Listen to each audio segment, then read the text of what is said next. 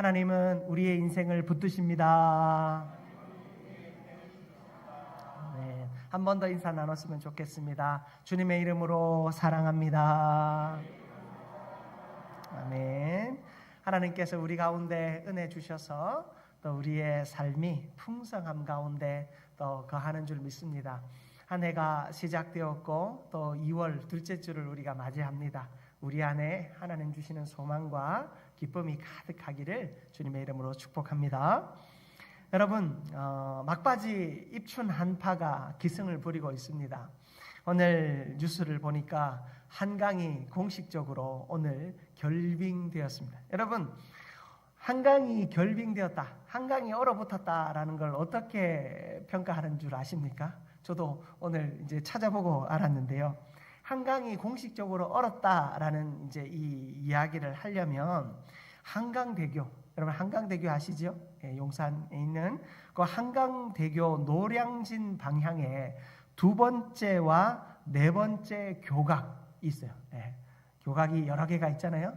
거기서 노량진 방향으로 두 번째와 네 번째 교각 상류로 100m 지점까지 완전히 얼어붙어서 강물이 보이지 않게 되면 한강이 얼었다라고 이제 정의를 하게 되는데, 이 한강이 이제 얼어붙은 이제 공식 기록이 1906년부터 이제 우리가 일기예보를 하기 시작했어요. 관측을 하기 시작했는데 1964년 2월 13일에 제일 늦게, 그러니까 겨울 끄트머리에 제일 늦게 한강이 얼어붙은 때가 바로 그때였는데, 오늘이 두 번째로, 역사상 두 번째로 한강이 제일 늦게 얼어붙었대요. 그만큼 봄이 오는 시간을 시샘하는 이 날씨가 아주 강하게 우리를 추위 속으로 몰아가는 것 같습니다. 이 추운 날씨 속에서 사실 우리의 몸만 얼어붙는 것이 아닌 것 같습니다. 날씨가 추워지면 우리의 마음도 얼어붙죠.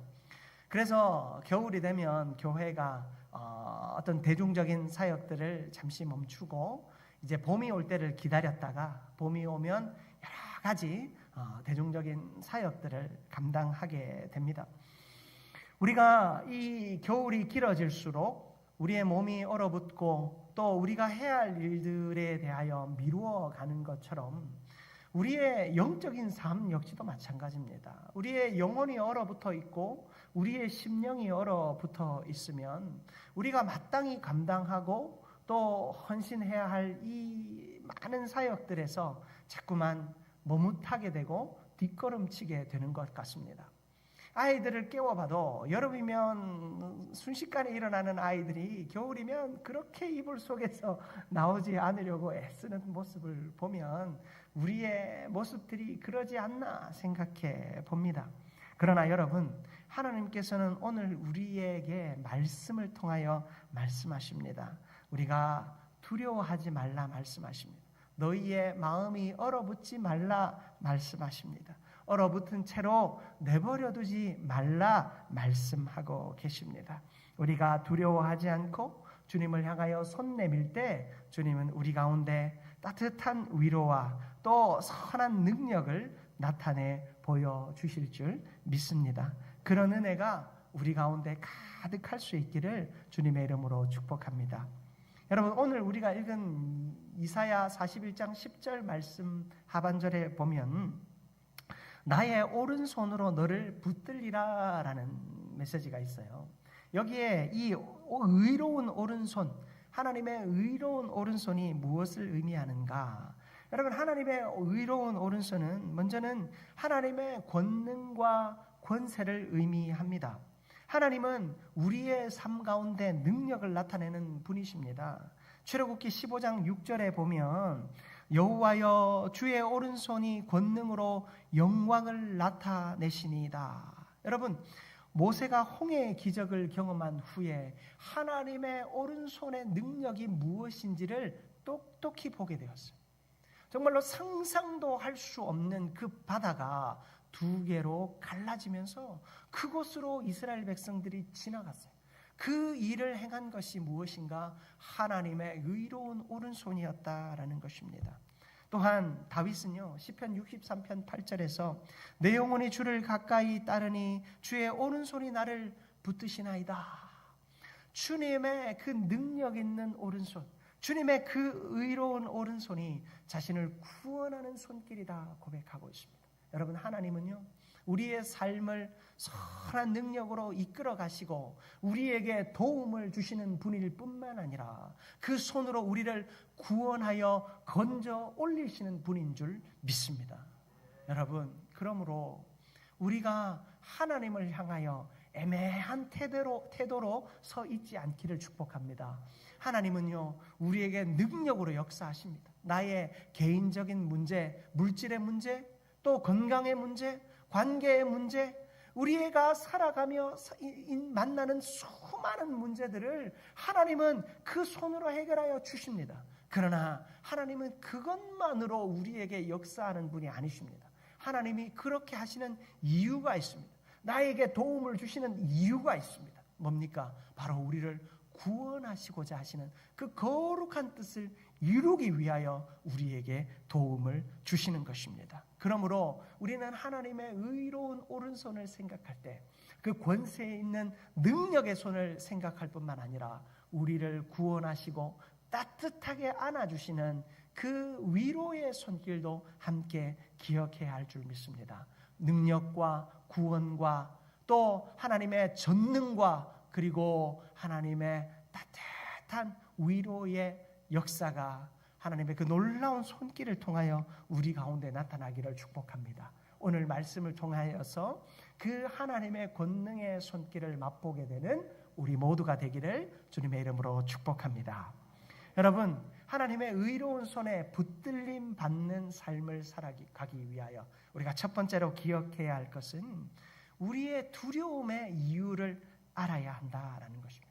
여러분, 우리는 하나님의 권능의 손길을 맛보기 위해서 먼저 내가 왜 두려워하는지, 왜 내 마음이 얼어붙어 있는지를 알아야 한다라는 것이지요.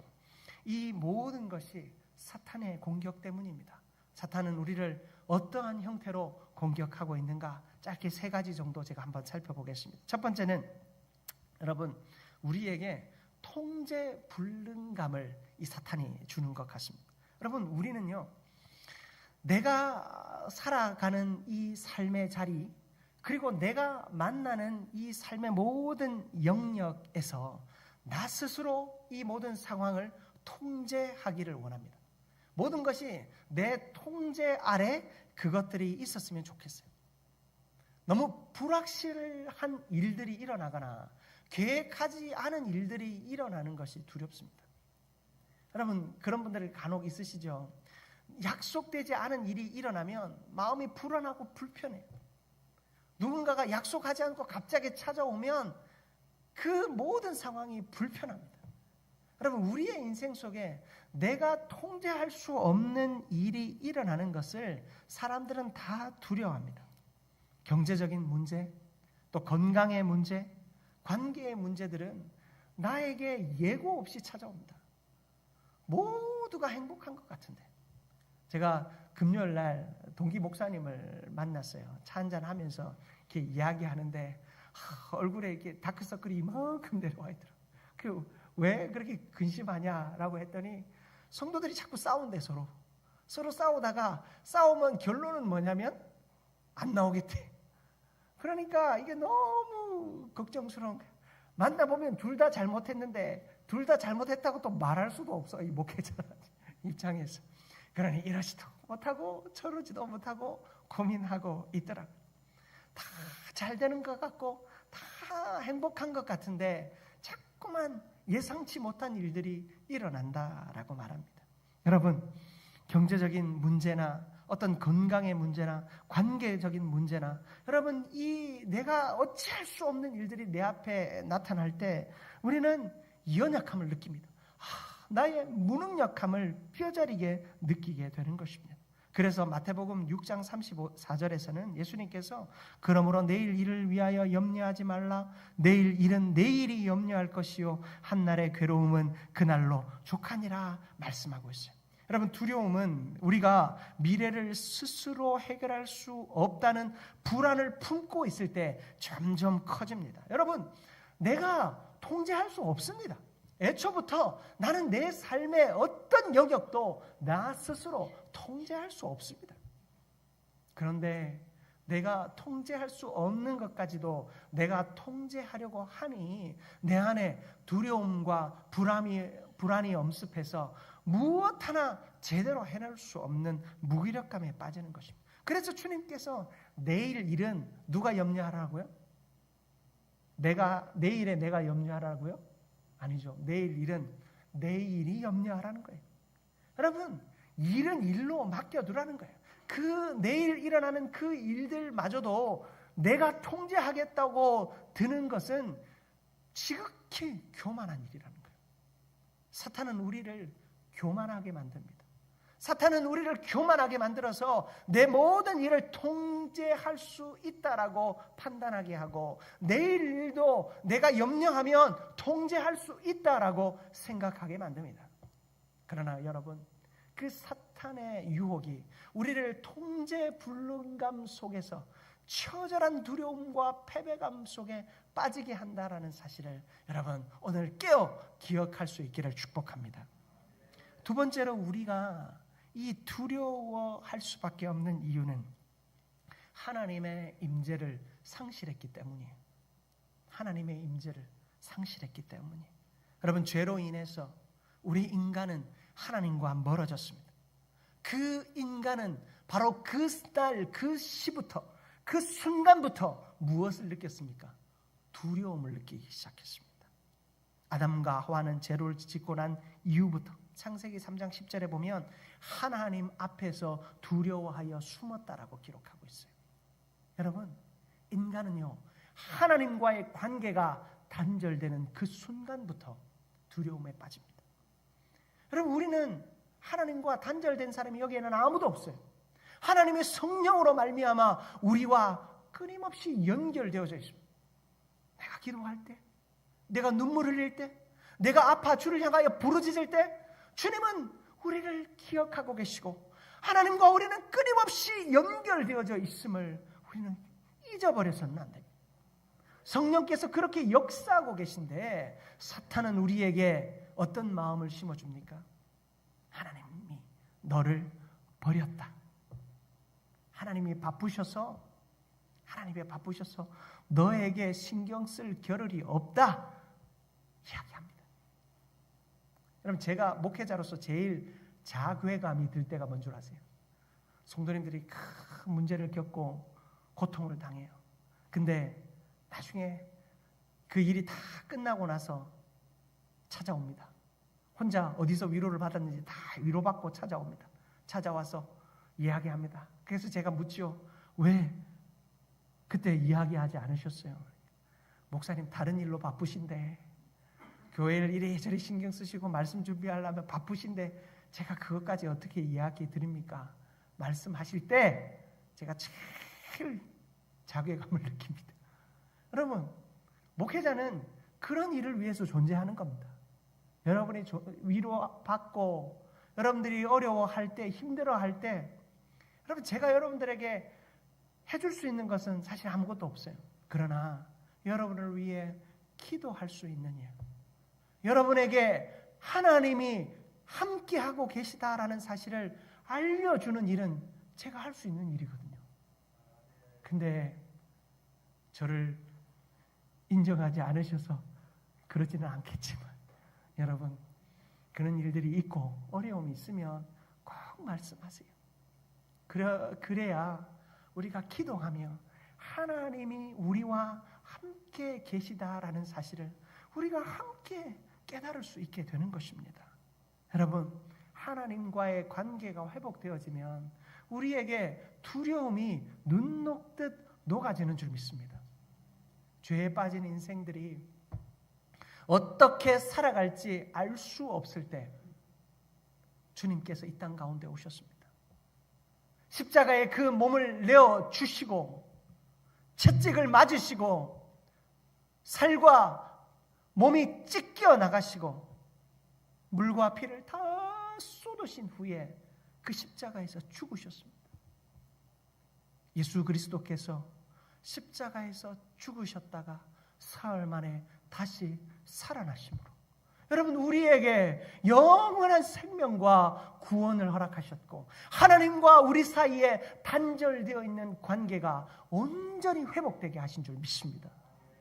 여러분 그 사실 믿는 저와 여러분은 결코 하나님의 임재를 의심해서는 안 되는 줄 믿습니다. 하나님의 임재를 상실한 우리는 하나님의 임재가 의심스럽고 하나님의 임재를 맛보지 못하는 인생은 두려움에 빠질 수밖에 없습니다. 이렇게 꽁꽁 얼어붙을 수밖에 없습니다. 사랑하는 성도 여러분, 하나님의 임재가 우리의 마음을 눈 녹듯 녹여주시고 우리의 삶을 하나님의 평강 가운데로 인도하실 줄 믿습니다. 하나님의 임재를 꼭 기억하는 우리 모두가 되기를 축복합니다. 세 번째로 여러분 우리는 왜 두려움을 느끼는가? 세상과 우리를 끊임없이 비교하기 때문입니다. 여러분 심리학자 레온 페스팅거라고 하는 사람이 사회적 비교 이론이라는 걸 이야기했어요. 뭐냐면 우리가 잘 아는 이야기인데요. 비교, 계속된 비교는 자신에 대한 부정적인 인식을 강화시켜요. 점점 자기 자신에 대하여 부정적으로 생각하는데 그것이 강화되는 거예요. 내가 생각하면 생각할수록 나를 바라보면 바라볼수록 나를 향하여 부정적인 시각이 굳어지는 거예요. 그래서 실패감과 두려움이 끊임없이 찾아온다라고 이야기합니다. 여러분 우리는 사회적인 존재입니다. 그러나 사회 속에서 비교되어야 할 존재는 아니에요. 하나님은 우리를 하늘의 백성으로 삼으셨습니다. 우리는 비교되어지는 존재가 아닙니다. 하나님의 가장 소중하고 하나님의 가장 사랑받는 가장 존귀한 존재로 세움을 받은 줄 믿습니다. 그러므로 여러분 이 세상과 여러분을 비교하지 마십시오. 세상 사람들의 학력과 나의 학력을 비교하고 세상 사람들의 그 직장과 나의 직장을 비교하며 세상 사람들의 사업과 나의 사업을 비교하며 세상 사람들의 그 자녀들과 나의 자녀를 비교하며 세상 사람들이 경험하는 그 놀이와 문화와 내가 누리는 놀이와 문화를 비교하며 끊임없이 스스로를 실패감 가운데로 몰아가고 끊임없이 스스로를 좌절로 몰아가며 끊임없이 스스로를 두려움으로 몰아가는 그 어리석은 행위를 멈추시기를 축복합니다. 사도 바울은요 갈라디아서 1장 10절에서 이렇게 갈라디아 교회에다 말합니다. 사람에게 인정받으려 하는가 하나님께 인정받으려 하는가. 여러분 바울이 묻습니다.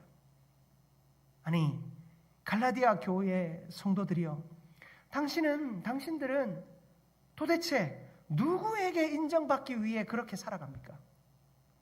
도무지 하나님께 인정받기 위해서 그렇게 살아갑니까? 아니면 세상에게 인정받기 위해 그렇게 살아갑니까?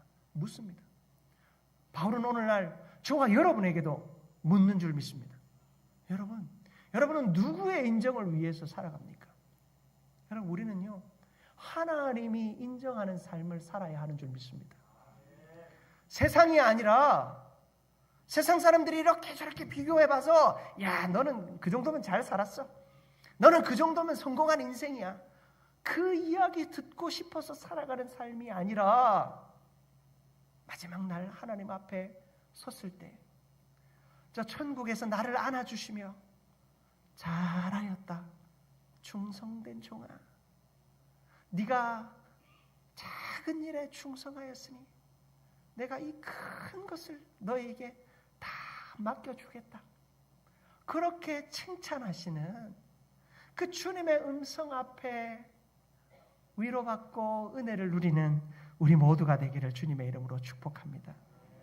여러분 우리는 이렇게요 자기 스스로 모든 것을 통제할 수 있다라는 그 교만한 마음과 하나님의 임재를 상실한 그 방향 잃은 인생의 모습과, 그리고 세상과 끊임없이 비교하여 패배감 속에 살아감으로 우리는 이 두려움이 우리의 삶을 엄습하고 이 두려움에서 빠져나오지 못한 채 꽁꽁 얼어붙은 삶을 살아갑니다.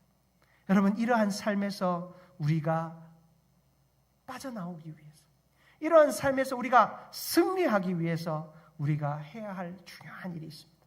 오늘 두 번째 이야기입니다. 바로 하나님의 동행을 믿는 믿음으로 우리는 이 모든 두려움을 이겨내야 하는 줄 믿습니다.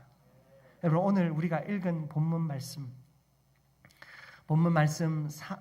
다시 한번 우리가 읽었으면 좋겠어요. 오늘 우리가 읽은 본문 말씀, 우리 10절 말씀이죠. 이사야 41장 10절 말씀, 우리 다 같이 합독하도록 합니다.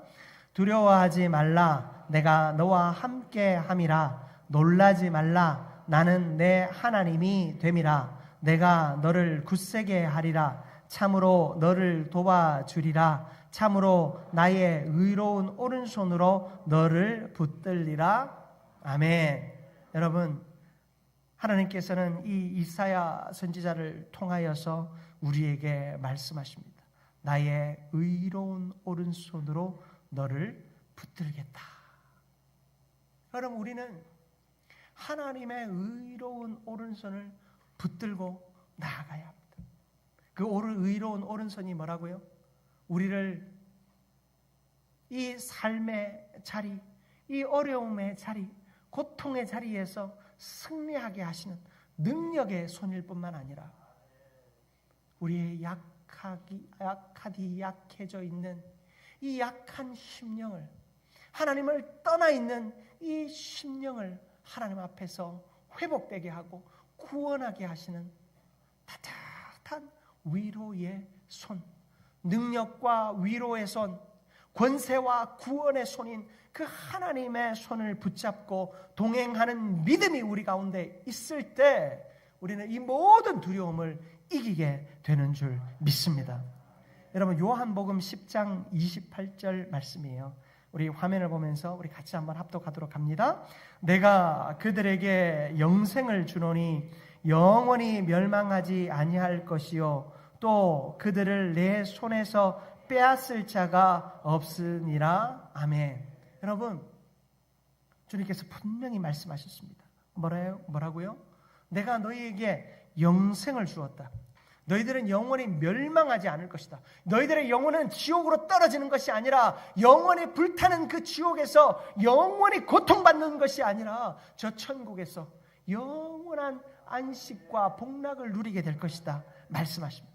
그런데 그 약속이요, 무엇으로 흔들리지 않습니까? 그 약속이요, 무엇으로 빼앗기지 않습니까? 바로 하나님의 그 손이 우리를 붙잡고 계시기에 흔들리지 않고 빼앗기지 않을 것이다 주님은 약속하여 주셨습니다. 여러분, 주님의 그 권능의 손을, 위로의 손을, 그 의로운 손을 붙잡는 우리 모두가 되기를 주님의 이름으로 축복합니다. 여러분, 베드로가요, 예수님께서 물 위를 걸어오시는 장면을 보면서 자기도 물 위로 걷고 싶은 믿음이 생겼어요. 주님께서 나를 오라 하시면 내가 물 위를 걸을 수 있을 것이다 라는 확신이 들었어요. 그럼 마태복음 14장 28절에부터 14장 말씀으로부터 보면 여러분, 그 이야기를 우리가 볼 수 있습니다. 여러분, 주님께서 이 베드로의 믿음을 보셨어요. 나오라 라고 이야기했어요. 그런데 이 베드로가 주님을 바라볼 때는 확신과 신뢰가 있었어요. 그런데 잠깐 눈을 돌려 자기 눈앞에 보이는 물과 그리고 불어닥치는 풍랑을 보니 그 처음 믿음이 온데간데 없이 두려움에 사로잡히게 되었어요. 그러자 그가 어떻게 되었습니까? 순식간에 그 물속으로 빨려 들어가게 되었어요. 여러분, 두려움은요, 믿음 있는 자도 순식간에 소용돌이로 빨려들게 만듭니다. 여러분, 저도 목회자지만 여러분, 제가 하나님 앞에 만약에 이 영적 두려움에 사로잡혀 있다면 저도 하나님과 상관없는 저 무적행으로 순식간에 빨려들 수도 있을 것입니다. 여러분, 두려움은요, 그렇게 우리를 순식간에 세상 속으로, 문제와 어려움 속으로, 고통 속으로 빨려들게 만듭니다. 베드로가 처음에 믿음이 없었던 것이 아니에요. 그에게는 신뢰와 확신이 있었어요. 여러분, 어느 누가 나에게 명령하시면 내가 주님께 나아갈 때 이 물 위를 걷겠습니다. 그런 믿음 어지간해서 가질 수 있겠습니까? 여러분, 베드로는 그 신뢰와 확신이 있었어요. 그러나 두려움이 찾아올 때 그는 아무것도 하지 못한 채 속수무책으로 그 물속으로 빨려들게 되었습니다. 그런 그에게 주님이 말씀하십니다. 여러분, 마태복음 14장 27절부터 32절 말씀인데요, 우리 화면을 보면서 한번 교독했으면 좋겠어요. 제가부터 한 절 읽겠습니다. 예수께서 즉시 이르시되 안심하라, 나니 두려워하지 말라.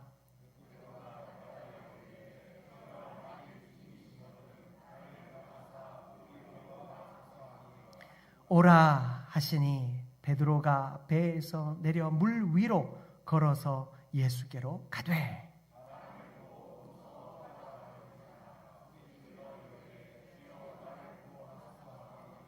예수께서 즉시 손을 내밀어 그를 붙잡으시며 이르시되 믿음이 작은 자여 왜 의심하였느냐 하시고 배에 함께 오름에 바람이 그치는지라. 아멘. 여러분, 이 베드로가요, 바람을 보고 무서워했어요.